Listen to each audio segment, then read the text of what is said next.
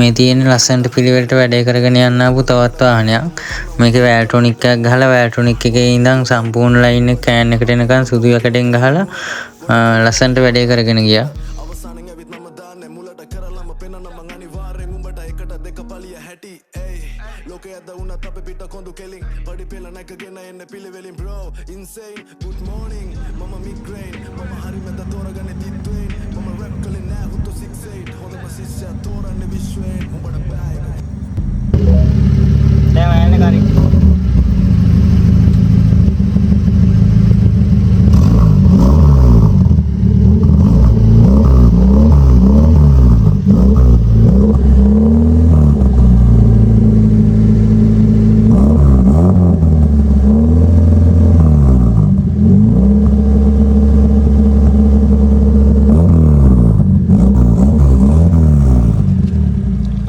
කඩ රේස් කරන යට